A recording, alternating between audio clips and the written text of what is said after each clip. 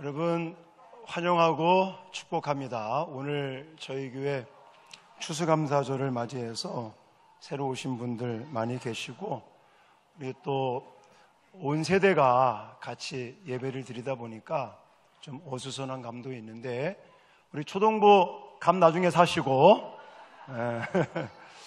자, 지금은 이제 설교 시간이기 때문에 여기 집중하셔야 됩니다. 저는 마태복음 설교를 계속 하다가 오늘 추수감사절을 맞이해서 감사에 대한 설교를 좀 준비를 해서 우리 성도들과 같이 나누려고 합니다. 이게 오늘 설교의 주제는 감사하면 하나님이 기적을 나타내신다는 사실입니다. 할렐루야. 우리가 교회를 출석하고 예수를 믿고 신앙생활도 하고 교회 다니고 하는 이유 중에 하나가, 물론 죽고 나면 천국 가고 싶은 그런 바람도 있거니와, 또 하나는 이 땅을 살면서 하나님의 도움을 받고 하나님의 은혜와 축복을 받으면서 믿지 않는 사람들, 하나님을 모르는 사람들은 경험하지 못하는 살아계신 하나님의 기적을 체험하는 것인 줄 믿습니다. 그런 의미에서 저는 오늘 설교 제목을 기적을 만드는 감사다, 감사하면 하나님께서 기적을 행하실 줄 믿습니다. 제가 미국 조지아주에 있었던 옛날 이야기고, 이건 지어낸 얘기가 아니라 실제 있었던 이야기라고 합니다. 이제 농촌 아주 시골 마을에 학교에 부임을 한 마르다 벨이라고 하는 선생님이 학교에 부임을 해서 와보니까 너무나 가난한 동네, 가난한 학교에 피아노 한 대가 없는 겁니다. 그래서 아이들을 가르치면서 피아노 한 대만 좀 있으면 좋겠다 하는 바람을 가지고, 그 당시에 미국의 최고 부자라고 하는 헨리 포드, 그러니까 자동차 왕이라고 있지 않습니까? 헨리 포드에게 편지를 썼습니다. 이만저만해서 우리 학교에 피아노 한 대가 필요하니 부자니까 한 $1,000 정도만 좀 기부를 해주시면 감사하겠다고 편지를 보냈더니, 이 헨리 포드가 비서에게 그 편지 내용을 듣고는 그냥 늘상 많은 사람들이 도와달라고 기부해달라고 부탁이 오니까, 그 편지도 그냥 통상적으로 도와달라고 오는 편지인가 보다, 이렇게 생각을 하면서 이제 비서에게 시키기를 답장을 보내면서 10센트라도 좀 보내주라, 이렇게 해서 그 선생님의 손에 10센트가 온 거예요. 가만히 생각해 보니까 이게 좀 황당하기도 하지 않습니까? 그렇지만 이 선생님은 100분을 달라고 했는데 1불도 아니고 이 10센트 가지고 뭘 할 수 있을까 고민하다가, 그래 10센트를 보내준 이유도 있지 않겠나 하는 생각에 고민하다가 땅콩 농사를 좀 쳐봐야겠다 하는 생각을 하게 됐다는 겁니다. 그래서 그 10센트를 가지고 당랑콩 씨앗을 사다가 아이들과 함께 그 운동장 한쪽을 갈아서 거기에 땅콩 농사를 졌는데 풍년이 난 거예요. 많은 열매가 맺혀지고, 그래서 이 선생님이 물론 피아노를 기증해 준 건 아니지만 고마운 마음에 편지를 쓴 거예요. 아이들과 함께 보내주신 10센트로 강낭콩 씨앗을 사서 이것을 심었더니 많은 수확을 얻게 되었다고, 감사하다고 이 편지를 받아본 헨리 포드가 이 사람은 가짜가 아니구나, 많은 사람이 그냥 어렵다고 도와달라고 가짜로 편지를 보내고 그랬는데 이 사람은 진짜인가 보구나 해서 감동을 받고 이 헨리 포드가 학교에다가 $1,000불이 아니라 만부를 보냈다는 실화가 있다고 합니다. 여러분, 우리가 바라고 원하고 소망하는 그런 어떤 일들이 내 마음대로 진행되지 않는다고 해서 불평하고 원망하고 그러지 않고 환경이 어렵고 힘들어도 감사의 씨앗을 심었더니 결국 10센트가 몇 배가 된 겁니까? 10만 배가 돼, 10만 배. 10,000달란트가 돼버리고 말았습니다. 이런 것과 같이 오늘 우리가 추수감사절을 보내면서 감사를 통해서 하나님의 기적을 체험할 수 있기를 주님의 이름으로 축원합니다. 자, 그렇다면 기적을 만드는 감사를 우리가 어떻게 해낼 수 있을 것인가? 저는 여러분들에게 두 가지를 소개해 드릴 건데요. 첫 번째는 감사의 눈을 갖고 작은 것부터 감사하십시오 라고 말씀을 드리고 싶어요. 자, 감사하며 살자고 이야기를 하면은 사람들은 그럽니다. 아니, 감사거리가 없어요. 재미난 게 없어요. 저희 가정도요, 가정 예배를 드리고 얼마 전서부터 우리 사모님이 감사 노트를 쓰자고, 가정 예배를 드리고 맨 마지막에 감사 노트를 이제 써야 된다고 쓰자고 그러면서 감사 노트를 하나 만들어 가지고 딱 꺼내 놓는 거예요. 그러면서 자, 목사님이 먼저 1번 황운규 감사 내용 쓰십시오. 진짜 이게 쓰려고 하니까 몇 개 못 쓰겠더라고. 근데요, 이게 하루하고 한 주하고 두 주하고 세 주하고 계속 감사 노트를 쓰다 보니까 이 감사거리가 점점점 많아지는 거예요. 여러분, 먼저 우리의 마음이 감사의 눈을 뜨는 게 중요합니다. 우리가 감사라고 하는 것을 생각 안 하니까 감사거리가 별로 없어요. 자, 날마다 감사하면서 하루를 지낼 수 있는 것, 감사의 눈으로 세상을 보는 것, 이것은 어렵지 않습니다. 우리의 생각만 조금만 바꾸면 됩니다. 자, 예를 든다면 한 사람이 하루 일어나서 잠자리에 들기까지 어떻게 감사를 하는지를 제가 소개를 해드려 볼게요. 자, 아침에 일어났습니다. 그럼 어떤 감사를 할 수 있을까요? 새날을 주셔서 감사합니다. 자, 아침에 아침밥을 먹으면서 어떤 감사를 할 수 있겠습니까? 이렇게 밥상을 차려주고 온 가족이 모여서 밥을 먹을 수 있도록 해주신 거 감사합니다. 아침에 출근길에 어떤 감사를 할 수 있겠습니까? 오늘도 일터를 주시고 일할 수 있는 건강을 주셔서 감사합니다. 자, 근무 시간에 일을 하다가 예를 들어 사장한테 욕을 먹었어요. 상사한테 꾸중을 들었습니다. 그래도 도전을 주셔서 감사합니다. 내가 더 일을 잘할 수 있도록 해주셔서 감사합니다. 또 일하다가 칭찬을 들었어요. 그러면 다른 사람들에게 인정받아서 감사합니다. 또 점심시간이 됐어요. 동료들과 함께 밥을 먹으면서 어떤 감사를 할 수 있겠습니까? 이런 일터에 나와서 일을 하다가 동료들과 함께 이렇게 맛있는 점심을 먹게 해주셔서 감사합니다. 일과 후 퇴근 시간에 하루를 잘 맞춰서 감사합니다. 집에 돌아가 가족들과 함께 저녁 식사를 하면서 다시 한번 한 상에 둘러앉은 가족들과 함께 식사를 할 수 있어서 감사합니다. 저녁 식사를 먹고 난 다음에 예를 들어 텔레비를 본다든지 아니면 유튜브를 하면서 또 책을 읽으면서 어떤 감사를 할 수 있겠습니까?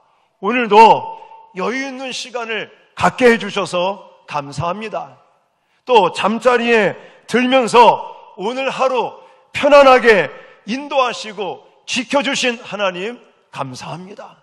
잠자리에 들면서 오늘 하루 마무리 잘하고 또 내일 희망찬 미래를 다시금 일어나서 활동할 수 있도록 맞이하게 해주실, 또 미리 감사를 할 수 있는 것을 여러분 기억하시기 바랍니다.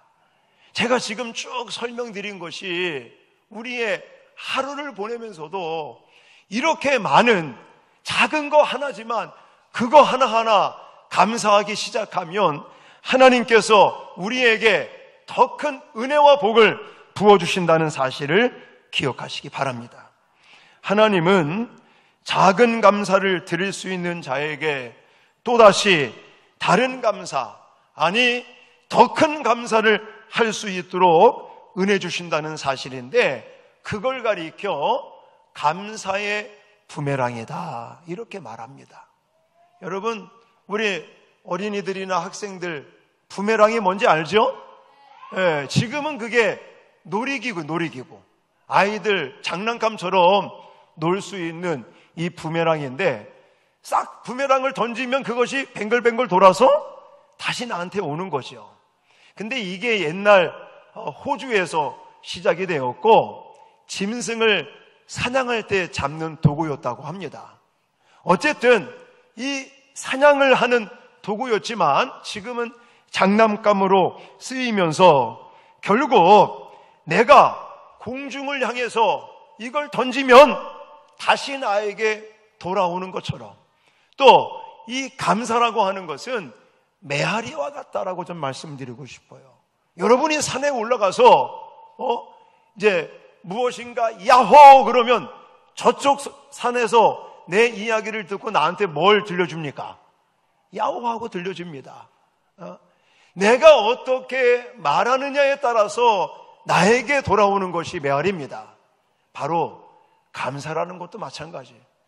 내가 하루하루 살면서 감사의 언어를 사용하고 감사의 눈을 뜨고 감사의 마음을 가지고 감사를 실천하면 내 생활 속에 감사거리가 많이 생겨난다는 것을 꼭 기억하시기 바랍니다. 사랑하는 성도 여러분, 또 오늘 교회 처음 오신 분들, 이 감사에 대한 연구는요, 사실 우리에게 굉장히 큰 도전을 주는 겁니다. 왜냐하면 감사한다고 뭔가 달라질까? 달라집니다. 많은 사람들이 감사에 대해서 연구를 했는데, 심리학자들이 뭐라고 발표를 했냐면, 감사가 이 뇌의 자축의 전두 피질을 활성화시킨다는 거예요. 그러면 우리의 왼쪽 뇌의 전두 피질을 활성화시키면 어떤 일이 벌어지느냐? 스트레스가 완화되는 효과가 있다는 것입니다. 이건 제가 그냥 꾸며낸 얘기가 아니라 실제로 심리학자들이나 아니면 의학계에서 발표를 한 것을 제가 발췌한 겁니다. 다시 말해서 하나님 앞에 우리는 작은 거 하나하나 우리의 마음에 감사의 눈을 갖고 하나님 앞에 작은 거지만 그 작은 거부터 감사를 하면 우리의 이 몸속에 있는 스트레스, 내 이 마음과 정신 속에 있는 스트레스도 정화가 되고 그것이 완화가 돼서 우리의 마음과 이 육체가 건강하게 된다는 사실을 꼭 기억하시기 바랍니다. 지금 의학계에서는요, 뭐라고 지금 말하느냐? 우리나라 죽는 사람 4명당 1명이 뭐로 죽는지 아십니까? 암으로 죽는다는 거예요. 근데 이게 조금 더 시간이 지나가면 3명당 1명이 암으로 죽고, 나중에는 세월이 지나가면 죽는 사람 2명당 1사람이 암으로 죽는다는 거예요. 그러면 암의 가장 큰 원인이 뭔지 아십니까? 그게 바로 스트레스라는 거잖아요. 예, 물론 내가 먹는 거, 의식주, 이것 때문에 간암이 오기도 하고 뭐 다른 것이 폐암이 오기도 하고 그렇지만 지금 의학계에서 암의 가장 큰 원인이 스트레스인데 이 스트레스를 완화시키는 게 바로 감사라고 하는 거예요. 할렐루야. 그러니까 우리가 감사를 마음에 품고 나의 생활 속에 작은 거지만 한 가지 감사를 하게 되면 여러분 암도 물리칠 수 있다는 사실을 꼭 믿으시기 바랍니다. 암도 예방할 수 있는 거예요. 이런 의미에서 우리는 감사를 작은 것부터 실천할 수 있기를 주님의 이름으로 축원합니다. 그러면 또 그래, 또 감사거리가 별로 없다고.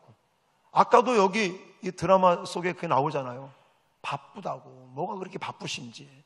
바빠서 감사할 수가 없다고 그러잖아요. 네. 근데요, 제가 책을 읽으면서 도전을 받은 게 뭐냐면 손을 가지고 감사를 100가지를 했더라고요.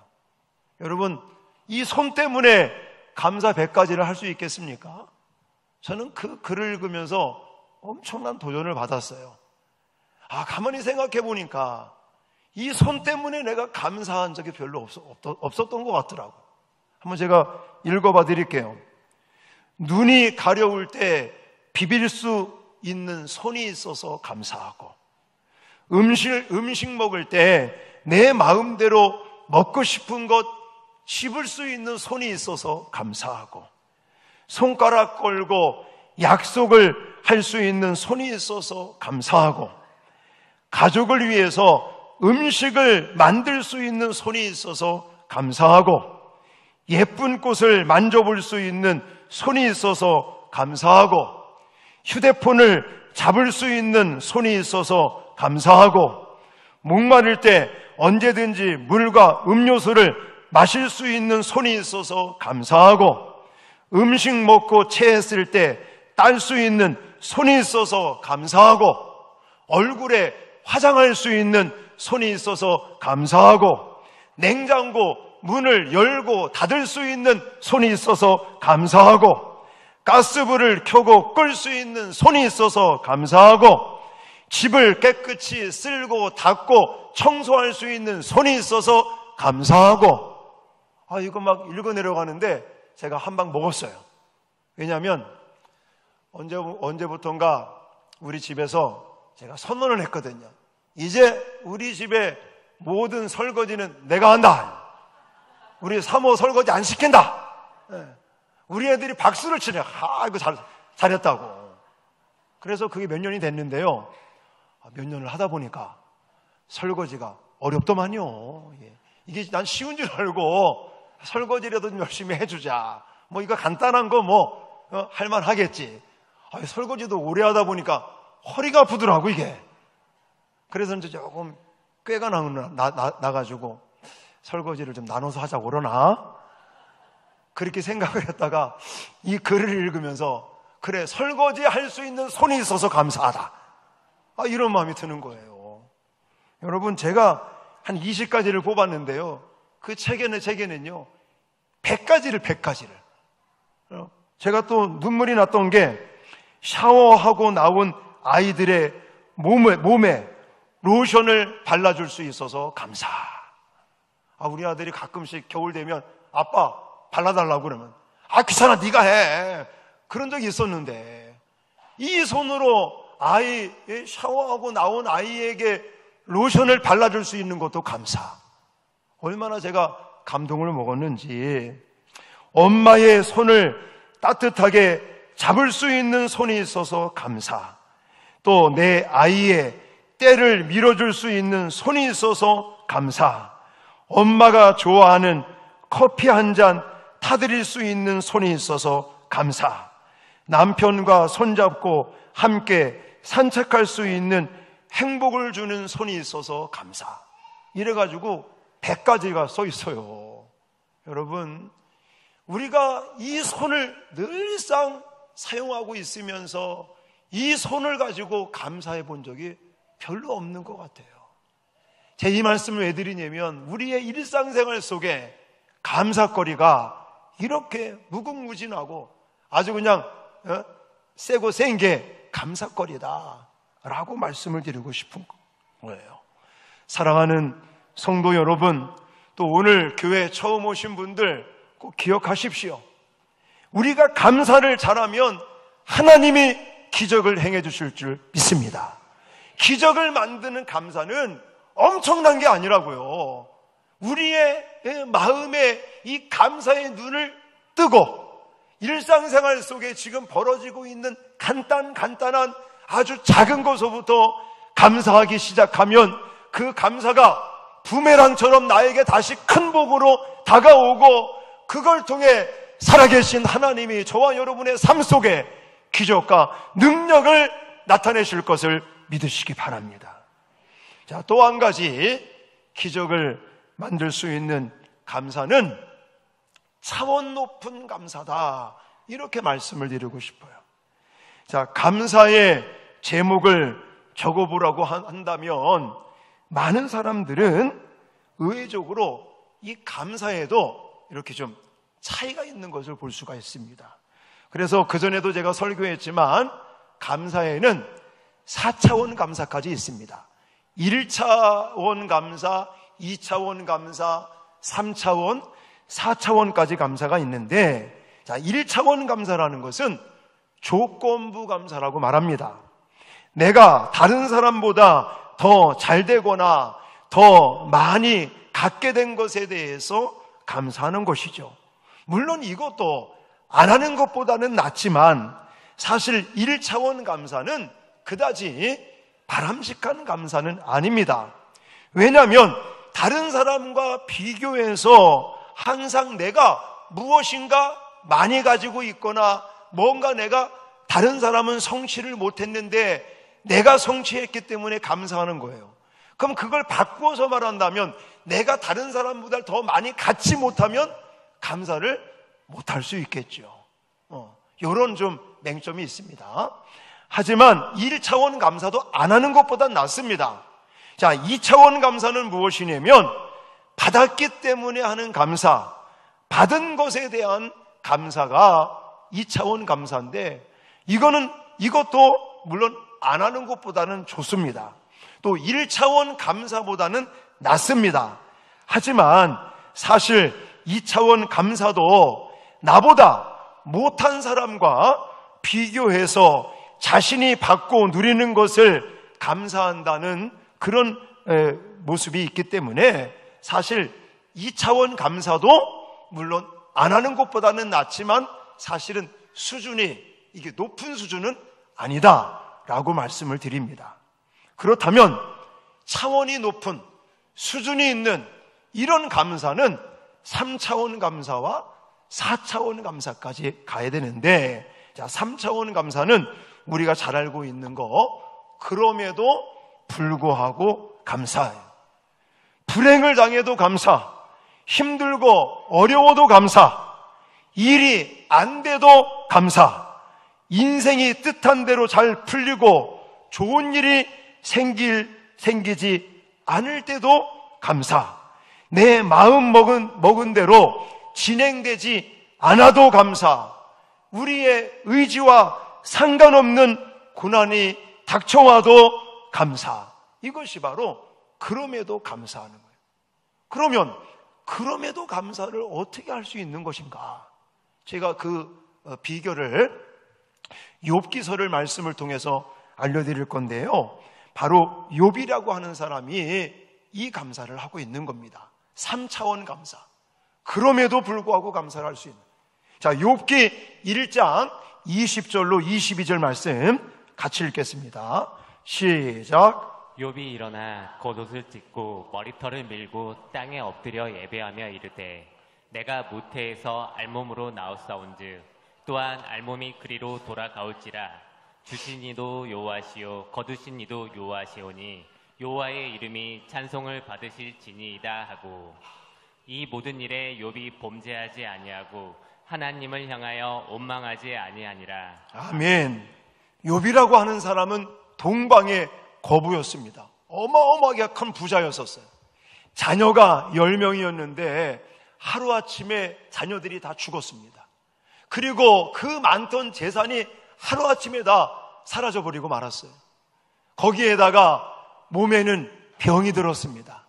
또 사랑하는 아내가 욕을 하고 저주하면서 도망가고 말았습니다. 자, 이런 상황에 욥은 어떻게 말합니까? 하나님을 믿지 않는 사람이 아니었었어요. 누구보다도 여호와를 경외하고 여호와께 예배드리는데 힘쓰고 하나님을 사랑하는 믿음의 사람이었습니다. 그럼에도 불구하고 사단이 시험하는 가운데 욥에게 아주 비극적인 이런 고난이 닥쳐왔을 때 욥은 원망하지도 아니하고 불평하지도 아니하고 뭐라고 말합니까? 땅에 엎드려 머리털을 밀고 하나님께 예배를 드립니다. 그러면서 내가 모태에서부터 알몸으로 왔다가 알몸으로 가거늘 주신 자도 여호와시고 취하신 분도 여호와시고 내가 빈손으로 왔다가 빈손으로 가거늘 하나님 앞에 오히려 찬양하고 감사의 예배를 드렸다라고 성경은 말하고 있습니다. 여러분, 욥은 인간이 아무것도 가지고 나오지 않은 제로의 상태에서 태어났다는 것을 그는 받아들이는 거예요. 그것을 인정하고 또 나에게 주신 분도 하나님이고 가져가시는 분도 하나님이고 하나님 앞에 제로의 감사를 하고 있다는 것입니다. 바로 이겁니다. 자신의 마음 상태를 제로로 만드는 거예요. 나의 이 어떤 옷 한 벌 또 신발 한 짝 들고 가지고 태어난 사람이 없고 그저 알몸으로 왔다가 알몸으로 가거늘 지금까지 누릴 수 있었던 것들이 하나님의 은혜였습니다. 그걸 감사하는 거예요. 그게 바로 제로 감사라고 말합니다. 제로 감사. 이 제로의 마음, 제로의 감사를 우리가 가슴에 할 수 있으면 바로 욥과 같이 3차원의 감사, 그럼에도 불구하고 감사를 할 수 있는 것입니다. 저는 지난주에 대만의 선교 목사님들과 같이 3박 4일 동안 대만에 가서 두 군데 선교지를 이렇게 방문도 하고 여러 가지를 겪고 오면서 그 대만의 선교사님 때문에도 은혜 받은 게 있는데 다른 것 때문에 또 은혜를 받았어요. 한 가지는 두 가지인데 그 중에 한 가지만 말씀드리고 싶은 게 저 아는 선교사님이 태국에서 사역을 하시는 분인데 일찍이 태국에 가서 선교하시다가 거기에서 원주민들과 같이 이 커피 농사도 짓고 이러면서 아주 선교를 잘 하시는 분이었습니다. 근데 요번에 우리가 막 선교지 이렇게 다니고 할 때 카톡이 와서 총무되시는 목사님한테 카톡이 왔는데 이번에 이 혈액암 말기 판정을 받았다는 거예요. 적게는 2개월에서 6개월까지 밖에 못 산다. 이런 이제 선고를 받은 거예요. 근데 그 선교사님이 그 뒤에 글 써놓은 거를 제가 옆에서 보니까 그래, 사실 그분은 신학교 마치고 태국으로 가서 오늘에 이르기까지 수십 년을 오로지 복음 전하고 오로지 그냥 선교를 위해서 태국 복음화를 위해서 그렇게 일하시는 분이었는데 하나님께서 이 암 선고를 하시니까 사실 원망할 수도 있지 않겠습니까? 근데 그분 고백하는 게 그거예요. 지금까지 70이 안 되셨어요. 60 좀 넘게 이제 나이가 그렇게 되신 거로 알고 있는데 지금까지 하나님이 인생을 살게 하셨고 그것도 나에게 이 복음에 대한 선교에 대한 사명을 주셔서 선교사로 써주시고 또 태국 땅에서 원주민들과 함께 그 농사를 지으면서 복음을 전할 수 있는 이런 기회를 주셔서 너무너무 감사합니다. 데려가시는 것도 감사하고 또 하나님의 능력으로 더 생명을 연장시켜 주시면 더 선교할 수 있어서 감사하고 이러면서 기도해 주셔서 감사하다고 이런 글들을 보내셨더라고요. 자, 이게 3차원 감사라는 거죠. 네. 여러분, 마지막에 4차원 감사는 미리 감사. 이건 뭐 나중에 또 기회가 있으면 말씀을 드리고 오늘 중요한 건 뭐냐면 우리가 차원 높은 감사를 하자는 거예요. 물론 1차원 조건부 감사나 2차원 뭔가 내가 받았기 때문에 하는 감사도 물론 잘하는 것이지만 우리는 거기서 한 차원 더 높여서 3차원 그럼에도 불구하고 감사, 4차원 미리 감사를 할 수 있는 저와 여러분들이 되시기를 축원합니다. 그러면 하나님께서 그 감사 속에 기적을 나타내실 것을 믿습니다. 왜냐, 오늘 본문에서 그걸 말하고 있어요. 물론 기적이라는 단어가 나와 있지는 않지만요, 오늘 우리가 읽은 본문 다시 한번 띄워주시면 항상 기뻐하라, 쉬지 말고 기도하라. 이 18절에 뭐라고 그랬어요? 범사에 감사하라. 그리고 뒤에 하나님의 뜻이니라 라고 말하고요. 자, 이것을 바꿔서 말하면요, 이런 거예요. 자, 우리가 예를 들어 하나님의 뜻대로 살아간다면 하나님이 우리에게 복을 안 주시겠습니까? 안 주실 것 같아요? 반드시 주십니다. 전 그렇게 믿어요. 내가 하나님의 뜻대로 살려고 몸부림치면 하나님이 우리를 도와주시는 줄 믿으시기 바랍니다. 하나님이 우리에게 복을 주시는 거예요. 우리 앞길을 열어주시고.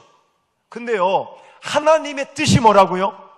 바로 범사에 감사하는 거예요. 범사에 감사한다는 것은 좋은 일, 행복한 일, 무언가를 많이 이루었을 때, 이렇게 많은 수확이 있을 때만 감사하는 게 아니라 농사가 망해도 감사하는 거. 범사에 감사한다는 것은 잘 돼도 감사하는 거지만 못 되고 힘들고 어려워도 감사하는 거. 할렐루야. 이것이 바로 범사에 감사한다는 것입니다. 그 예가 누구냐면 바로 이 말씀, 데살로니가 전서 이 말씀을 하고 있는 바울이 그 일을, 그 감사를, 범사에 감사를 하고 있는 것입니다. 여러분, 오늘 본문에서 범사에 감사하라, 하나님의 뜻이라고 말하는 바울이 그렇게 차원 다른 3차원, 4차원의 수준 높은 감사를 하면서 하나님의 기적을 체험했다는 사실을 믿으시기 바랍니다.